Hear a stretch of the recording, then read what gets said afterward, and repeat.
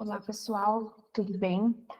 Eu sou Angélica Paoriani, sou professora na Unesp de Marília, na Faculdade de Filosofia e Ciências, e hoje eu vou apresentar para vocês uma comunicação que se intitula Estudo Histórico do Trabalho do Coordenador Pedagógico no Estado de São Paulo, Brasil, Apontamentos Iniciais.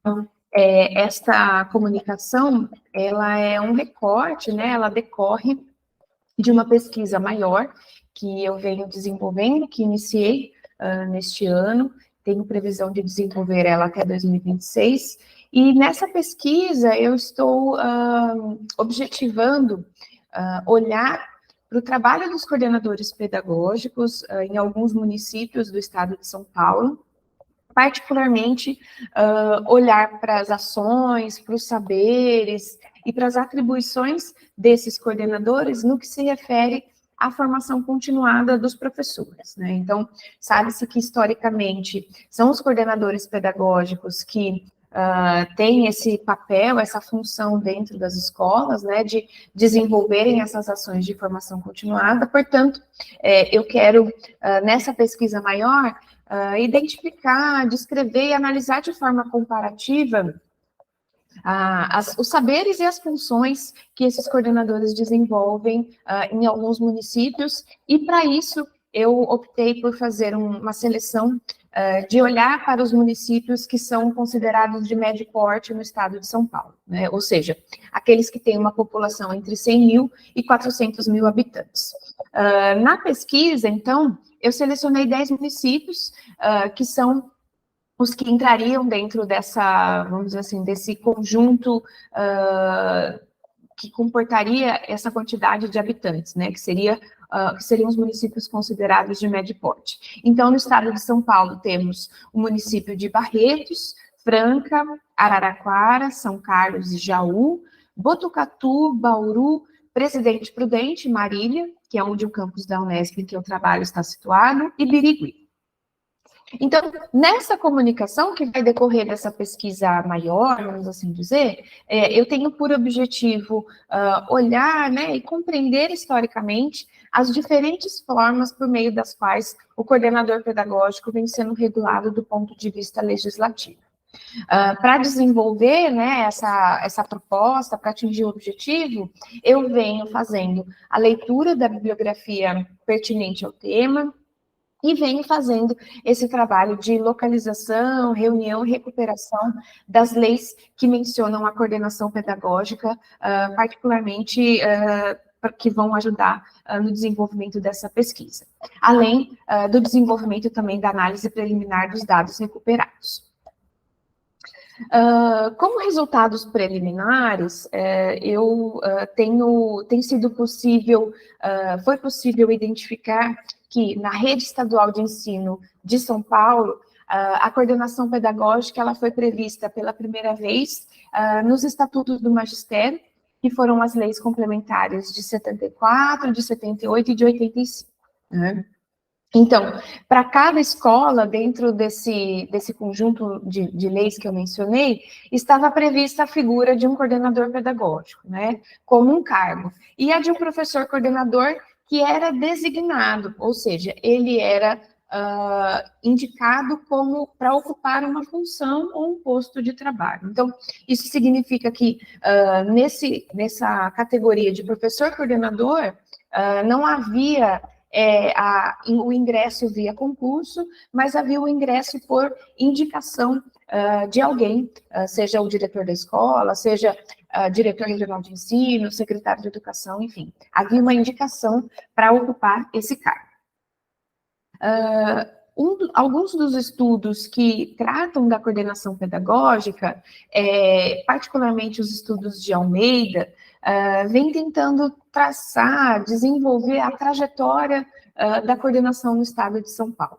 E para fazer isso, a Almeida ela vem olhando e criando uma espécie de organização em momentos, né, se a gente pode dizer desse modo, que podem ajudar a gente a entender as diferentes experiências que nós tivemos no estado de São Paulo no que se refere à coordenação pedagógica. Então, ela vai dizer que antes da primeira menção legislativa à coordenação pedagógica, nós temos aquilo que ela chama de coordenação de vanguarda, que está presente durante a década de 60 em escolas experimentais. E aí, para isso, ela menciona o caso, por exemplo, da Escola de Aplicação da Faculdade de Educação da USP, a Universidade de São Paulo. Nós temos, durante a segunda metade da década de 70, a coordenação de projetos especiais, né? Então, aí nós podemos mencionar algumas escolas do Cefam, que eram escolas para a formação de professores, ou algumas escolas vocacionais, algumas experiências de escolas técnicas, né?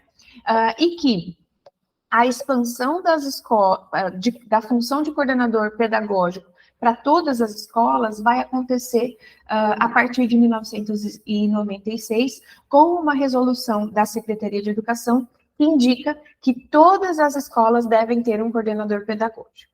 Né?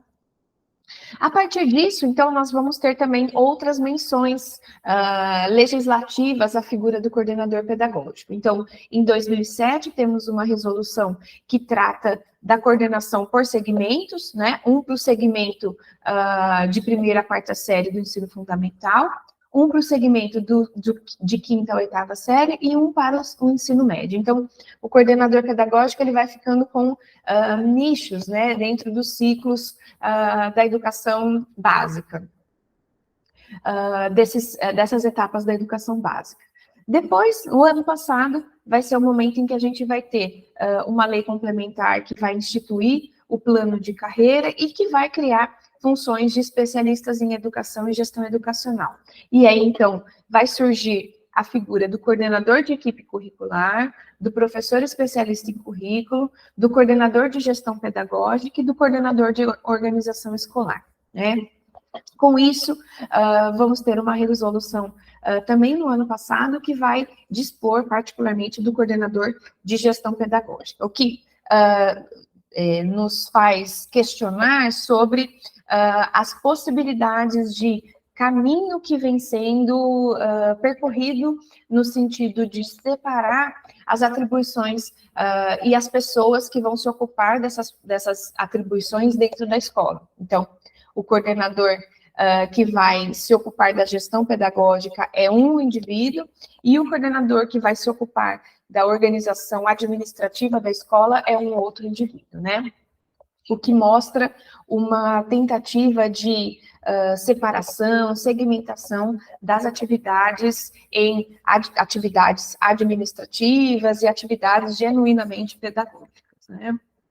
Bom, como alguns apontamentos finais, é importante a gente trazer para a discussão que esse olhar histórico para as regulamentações do trabalho do coordenador, ele mostra que é pouco referenciada do ponto de vista legislativo essa figura do coordenador pedagógico. Então, as primeiras menções, elas são recentes, né, se a gente considera em comparativo com outros cargos dentro da escola, e particularmente ela pode ser um indicativo de que, apesar de ter um impacto no trabalho de gestão pedagógica, a figura do coordenador ela ainda é pouco discutida, seja do ponto de vista legislativo, seja do ponto de vista da produção acadêmico-científica, né? Então, ainda temos poucos trabalhos,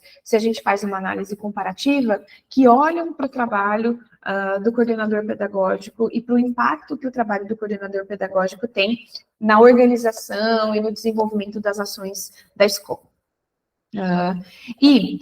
Quando a gente olha para se aprofunda na investigação daquilo que as legislações, que os documentos normativos estão propondo sobre o trabalho pedagógico que o coordenador desenvolve, a gente vai conseguindo perceber que, nas últimas décadas, a gente vem percebendo um movimento de distanciamento cada vez maior daquilo que historicamente é ocupado, né? É o trabalho ocupado pelo coordenador, que é cuidar dessa articulação pedagógica dentro da escola. Então, o que mostra a importância de nos apoiarmos, né, e nos aprofundarmos em um debate sério e investigativo sobre as concepções e os sentidos que vêm sendo dados, né, à figura do coordenador pedagógico dentro das escolas.